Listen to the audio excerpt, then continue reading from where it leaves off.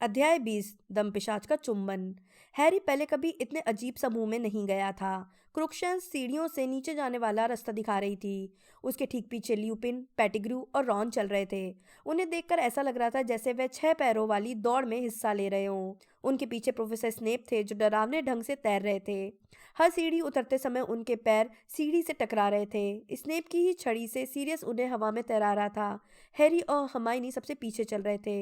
आते समय सुरंग में से वे जितनी आसानी से आए थे, लौटना इससे ज्यादा मुश्किल था। ल्यूपिन, पेटिग्रू और रॉन को तिरछे होकर चलना पड़ रहा था। ल्यूपिन अभी भी पेटिग्रू की तरफ छड़ी तान कर चल रहे थे ताकि वो कहीं भागने की कोशिश न करे। हैरी ने उन्हें सुरंग में अजीब तरीके से एक लाइन में चलते देखा। क्रुक्शंस अब भी सबसे आगे चल रही थी। हैरी सीरियस के ठीक पीछे चल रहा था, जो अब भी स्नेप को उनके आगे आगे तैरा रहा था। स्नेप का हिलता हुआ सिर नीची छत से बार बार टकरा रहा था। हैरी को ऐसा लग रहा था कि सीरियस इसे बचाने की कोशिश भी नहीं कर रहा था। जब वे सुरंग में धीमी गति से चल रहे थे तो सीरियस ने अचानक हैरी से पूछा, तुम जानते हो पेटिग्रू का अपराध साबित होने का क्या मतलब है? हैरी बोला, तुम आज़ाद हो जाओगे। हाँ, सीरियस ने कहा, लेकिन मैं नहीं जानता कि किसी ने तुम्हें बताया है या नहीं। मैं तुम्हारा गॉडफादर हूँ। हैरी बोला, हाँ, मैं बात जानता हूँ। सीरियस ने दिल कड़ा करके कहा, देखो, तुम्हारे माता पिता ने मुझे तुम्हारा अभिभावक नियुक्त किया था ताकि अगर उन्हें कुछ हो जाए तो। हैरी ने इंतजार किया। क्या सीरियस का वही मतलब था जो वह समझ गया था? जाहिर है, मैं समझता हूँ कि तुम अपने अंकल आंटी के साथ रहना चाहोगे। सीरियस ने कहा, लेकिन फिर भी इसके बारे में सोचना, जब मुझ पर लगे आरोप हट जाएंगे, इसके बाद अगर तुम किसी अलग घर में रहना चाहो। हैरी का दिल उछलने लगा। क्या मैं तुम्हारे साथ रहूंगा? उसने कहा, और हड़बड़ी में उसका सिर छत के बाहर निकले एक पत्थर से टकरा गया। डसली परिवार को छोड़ दूं? जाहिर है, मुझे लग रहा था कि तुम ऐसा नहीं करना चाहोगे। सीरियस ने तुरंत कहा, मैं समझता हूँ, मैंने तो बस यूं ही सोचा था कि। क्या तुम पागल हो गए हो? हैरी ने कहा। उसकी आवाज़ भी सीरियस की आवाज़ की तरह ही कांप रही थी। निश्चित रूप से मैं डसली परिवार को छोड़ना चाहता हूँ। क्या तुम्हारे पास मकान है? मैं कब रहने आ सकता हूँ? सीरियस उसकी तरफ देखने के लिए पलट गया। स्नेप का सिर अब छत से टकरा रहा था, लेकिन सीरियस को उसकी कोई परवाह नहीं थी। तुम मेरे साथ रहना चाहते हो? उसने कहा, सचमुच? हाँ, सचमुच, हैरी बोला। हैरी को सीरियस के दुबले चेहरे पर पहली बार सच्ची मुस्कुराहट दिखी। इससे जो अंतर पड़ा उसे देखकर वो हैरान रह गया। मुस्कुराता हुआ सीरियस 10 साल युवा दिखने लगा। एक पल के लिए तो हैरी को उसमें उसी व्यक्ति की झलक दिखी जो उसके माता पिता की शादी में हंस रहा था। इसके बाद वे फिर कुछ नहीं बोले और सुरंग खत्म होने तक खामोशी से चलते रहे। सबसे पहले क्रुक्शंक्स बाहर निकली। यह स्पष्ट था कि उसने बाहर निकलकर अपने पंजे से तने की गांठ को दबा दिया था, क्योंकि जब उसके बाद ल्यूपिन, पेटिग्रू और रॉन निकले तो कोई शाखा धड़धड़ाती हुई उनकी तरफ नहीं आई। सीरियस ने स्नेप को छेद में से बाहर निकलते देखा। फिर वह एक तरफ हटकर खड़ा हो गया और उसने हरमाइनी तथा हैरी के निकलने का इंतजार किया ताकि वे सब बाहर निकल आएं। मैदान में अब बहुत अंधेरा था। सिर्फ दूर स्थित महल की खिड़कियों से रोशनी आ रही थी। बिना कुछ कहे वे आगे बढ़ने लगे। पेटिग्रू अब भी जोर जोर से सांसें ले रहा था और बीच बीच में बिलख रहा था। हैरी का दिमाग घूम रहा था। अब वो डसली दंपत्ति को छोड़कर सीरियस ब्लैक के साथ रहेगा, अपने माता पिता के सबसे अच्छे दोस्त के साथ। उसने सोचा, डसली दंपत्ति को कैसा लगेगा जब उनसे कहेगा कि वह उसी अपराधी के साथ रहने वाला है जिसे उन्होंने टेलीविजन पर देखा था। पीटर, अगर तुमने एक भी गलत कदम उठाया, ल्यूपिन ने धमकी देते हुए कहा। उनकी छड़ी अब भी पेटिग्रू के सीने की तरफ तनी थी। वे खामोशी से मैदान में चलने लगे। महल की रोशनी अब पास आती जा रही थी। स्नेप सीरियस के आगे अजीब तरीके से उड़ रहे थे और उनकी ठुड्डी उनके सीने से टकरा रही थी। और तभी एक बादल हट गया। अचानक जमीन पर धुंधली छायाएं दिखने लगी। वे सब चांदनी में नहा गए। स्नेप, ल्यूपिन, पेटिग्रू और रॉन से टकराया, जो अचानक रुक गए थे। सीरियस अपनी जगह पर मूर्ति की तरह खड़ा रह गया। उसने हैरी और हरमाइनी को रोकने के लिए अपना हाथ आगे किया। हैरी ने देखा कि ल्यूपिन अकड़ने लगे थे और उनका पूरा शरीर कांपने लगा था। अरे नहीं, हरमाइनी चीखी, उन्होंने आज रात को काढ़ा नहीं पिया है, वे सुरक्षित नहीं है। भागो, सीरियस फुसफुसाया, भागो तत्काल। लेकिन हैरी नहीं भाग सकता था। इसका कारण यह था कि रॉन पेटिग्रू और लुपिन के साथ जंजीर से बंधा था। वह रॉन को बचाने के लिए आगे कूदा, परंतु सीरियस ने उसे पकड़कर पीछे की तरफ उछाल दिया। उसे मुझ पर छोड़ दो, भागो। अचानक भयंकर गुर्राहट की आवाज आई। ल्यूपिन का सिर लंबा हो रहा था, साथ ही उनका शरीर भी। उनके कंधे झुक रहे थे, उनके चेहरे और हाथों पर बाल उग रहे थे तथा हाथ पंजों में बदल रहे थे। अब ल्यूपिन अपने पंजों के बल चल रहे थे। क्रुक्शंस के बाल अब एक बार फिर खड़े हो गए थे। वह दूर हटने लगी। जब नरभेड़िया अपने लंबे जबड़े को किटकिटाता हुआ पीछे हटा तो सीरियस हैरी के पास से गायब हो गया। उसने अपना रूप बदल लिया था। किसी भालू जितना बड़ा कुत्ता लपक कर आगे आया। जैसे ही नर भेड़िया जंजीर से आजाद हुआ, कुत्ते ने उसकी गर्दन पकड़कर उसे पीछे खींचकर रॉन और पेटिग्रू से दूर कर दिया। गुत्थम गुत्था होकर वे एक दूसरे पर पंजे और जबड़े से प्रहार करने लगे। हैरी खड़ा खड़ा इस दृश्य को मंत्रमुग्ध होकर देखता रहा। उसका पूरा ध्यान लड़ाई पर था, इसलिए वह और किसी तरफ नहीं देख रहा था। हरमाइनी की चीख ने उसे सावधान किया। पेटिग्रू ने ल्यूपिन की गिरी हुई छड़ी की तरफ छलांग लगा दी थी। इस वजह से रॉन के पट्टी बंधे पैर का संतुलन बिगड़ गया और वो गिर गया। एक धमाका हुआ, रोशनी का एक विस्फोट हुआ और रॉन जमीन पर बेजान होकर गिर पड़ा। एक और धमाका, क्रुक्शंस हवा में उड़ी और धप से जमीन पर गिर पड़ी। निरस्त्र भव, हैरी अपनी छड़ी पेटिग्रू की तरफ करते हुए चीखा।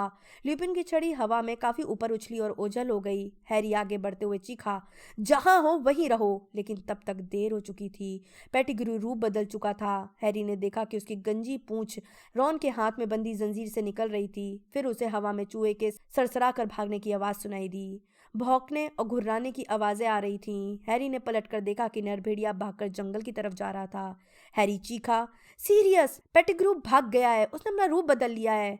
सीरियस के शरीर से खून निकल रहा था। उसके मुंह और पीठ पर घाव थे। लेकिन हैरी की बात सुनकर वो दोबारा खड़ा हुआ और मैदान के पार भागने लगा। एक पल में उसके पंजों की आवाज गायब हो गई। हैरी और हरमाइनी लपक कर रॉन के पास गए।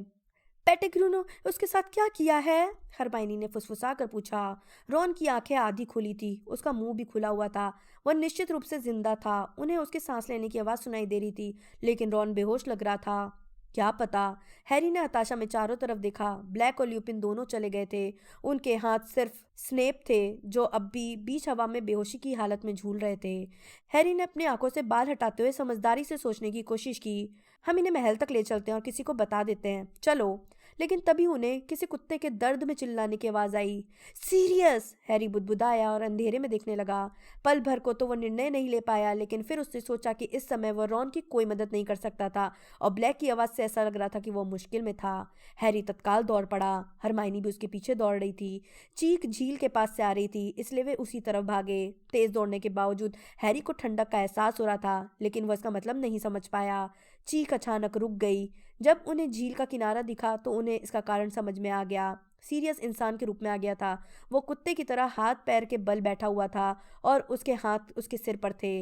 नहीं, वो कराहा, नहीं, रहम करो। और फिर हैरी को वे दिख गए। कम से कम 100 दमपिशाच झील के चारों तरफ से झुंड में उड़ते हुए उनकी तरफ आ रहे थे। वह घूमा और उसे अपने भीतर जाना पहचाना बर्फीला एहसास होने लगा। उसकी आंखों के सामने कोहरा छाने लगा। दमपिशाच अंधेरे में हर तरफ से आते दिख रहे थे। वे उनके चारों तरफ घेरा बना रहे थे। हरमाइनी, किसी सुखद चीज के बारे में सोचो। हैरी चीखा और उसने अपनी छड़ी उठाई। वह साफ देखने के लिए तेजी से पलके झपका रहा था। वो अपना सिर हिला रहा था ताकि उसे उस चीख से छुटकारा मिल सके जो उसे अपने अंदर सुनाई देने लगी थी। मैं अपने गॉडफादर के साथ रहने जा रहा हूँ। मैं डस्ली दंपत्ति का घर छोड़ रहा हूँ। उसने कोशिश की कि वो सीरियस और सिर्फ सीरियस के बारे में सोचे। फिर वह मंत्र पढ़ने लगा। पितृदेव संरक्षणम, पितृदेव संरक्षणम। ब्लैक को कपकपी छूट गई और वह जमीन पर गिरकर स्थिर हो गया। उसका चेहरा किसी मुर्दे की तरह पीला पड़ गया था। वो बिल्कुल ठीक हो जाएगा। मैं उसके साथ रहने जा रहा हूँ। पितृदेव संरक्षणम। हरमाइनी, मेरी मदद करो। पितृदेव संरक्षणम। पितृदेव, हरमाइनी फुसफुसाई। पितृदेव, पितृदेव। लेकिन वो मंत्र पूरा नहीं पढ़ पाई। दमपिशाच पास आते जा रहे थे और अब उनसे मुश्किल से 10 कदम दूर थे। उन्होंने हैरी और हरमाइनी के चारों तरफ एक ठोस दीवार बना ली थी और वे पास आते जा रहे थे। पितृदेव संरक्षणम। हैरी चीखा और अपने कानों से चीख को दूर हटाने की कोशिश की। पितृदेव संरक्षणम। उसकी छड़ी से सफेद धुआं निकला और उसके सामने कोहरे की तरह मंडराने लगा। उसी पल हैरी को महसूस हुआ कि हरमाइनी उसके बगल में गिर गई है। वह अकेला था, बिल्कुल अकेला। पितृदेव, पितृदेव संरक्षणम। हैरी के घुटने ठंडी घास से टकराए। कोहरा उसकी आंखों पर बादल की तरह छा रहा था। बहुत कोशिश के साथ उसने याद करने के लिए संघर्ष किया। सीरियस बेकसूर था, बेकसूर। वो बिल्कुल ठीक हो जाएगा, मैं उसके साथ रहने जा रहा हूँ, उसने हाँफते हुए कहा। पितृदेव संरक्षणम। अपने निराकार पितृदेव की हल्की रोशनी में उसने एक दमपिशाच को अपने बहुत पास रुकते देखा। हैरी ने सफेद कोहरे का जो बादल उत्पन्न किया था वो उसमें से निकलकर नहीं आ सकता था। दमपिशाच ने चोगे के अंदर से एक गिलगिला हाथ बाहर निकालकर पितृदेव को एक तरफ हटाने की कोशिश की। नहीं, नहीं, हैरी ने हाँफते हुए कहा। वह बेकसूर है। पितृदेव, पितृदेव संरक्षणम। उसे महसूस हो रहा था कि दमपिशाच उसे घूर रहे थे। जब वे अपनी खरखराती सांस खींचते थे तो उसे बुरी हवा का प्रबल एहसास होता था। सबसे पास खड़ा दमपिशाच उसके बारे में कुछ सोच रहा था। फिर उसने अपने गिलगिले हाथ उठाए और अपना नकाब ऊपर कर दिया। जहां आंखें होनी चाहिए थी वहां सिर्फ पतली भूरी पपड़ीदार चमड़ी थी जो खाली पुतलियों के ऊपर फैली हुई थी। लेकिन उसके चेहरे पर एक मुंह था, एक खुला बिना आकार का छेद जो मौत की खरखराहट जैसी आवाज करते हुए सांस चूसता था। हैरी के मन में लकवा मारने वाली दहशत भर गई। अब वह हिल या बोल नहीं सकता था। उसका पितृदेव टिमटिमाया और फिर बुझ गया। सफेद कोहरे के कारण उसे कुछ दिखाई नहीं दे रहा था। उसे संघर्ष करना था। पितृदेव संरक्षणम। वह देख नहीं सकता था और दूरी पर उसे वही परिचित चीख सुनाई दी। पितृदेव संरक्षणम। उसने कोहरे में टटोलकर सीरियस का हाथ थाम लिया। वे उसे नहीं ले जा सकते। लेकिन दो ताकतवर गिलगिले हाथों ने अचानक हैरी की गर्दन पकड़ ली। वे उसके चेहरे को ऊपर कर रहे थे। उसे दमपिशाच की सांस महसूस हो रही थी। वे पहले उससे छुटकारा पाना चाहते थे। उसे दमपिशाच की बदबूदार सांस महसूस हो रही थी। उसे अपने कानों में अपनी माँ की चीख सुनाई दे रही थी। उसने सोचा मरने से पहले वो शायद यही आखिरी आवाज सुनेगा। और फिर कोहरे के बीच से उसे एक दूधिया रोशनी दिखी जो तेज होती जा रही थी। उसने महसूस किया कि दमपिशाच ने उसे छोड़ दिया था, जिस वजह से वह मुंह के बल घास पर गिर गया था। हैरी का चेहरा नीचे था और वो इतना कमजोर था कि हिल भी नहीं सकता था। वह बीमार महसूस कर रहा था और वह बुरी तरह कांप रहा था। फिर भी उसने अपनी चीख खोली। चौंधियाने वाली रोशनी से उसके आसपास की घास चमक रही थी। चीख रुक गई। ठंड दूर भाग रही थी। कोई चीज दमपिशाच को पीछे धकेल रही थी या उसके सीरियस और हरमाइनी के चारों तरफ घूम रही थी। दमपिशाच की चूसने की आवाजें दूर होती जा रही थी। वे जा रहे थे। हवा एक बार फिर गर्म हो गई।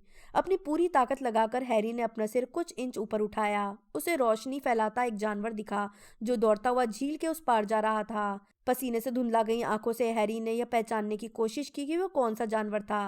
वो किसी यूनिकॉर्न की तरह चमक रहा था। होश में रहने के लिए संघर्ष करते हुए हैरी ने देखा कि वह जानवर दूसरे किनारे पर पहुंचकर रुक गया है। एक पल के लिए हैरी ने उस जानवर की रोशनी में देखा कि कोई उस जानवर का स्वागत कर रहा है, उसे छूने के लिए अपना हाथ बढ़ा रहा है और वह व्यक्ति बहुत जाना पहचाना लग रहा है। लेकिन ऐसा नहीं हो सकता। हैरी समझ नहीं पाया। वह कुछ और नहीं सोच पाया। उसे महसूस हुआ कि उसकी ताकत की आखिरी बूंद भी खत्म हो चुकी थी। वह बेहोश हो गया और उसका सिर जमीन से टकरा गया।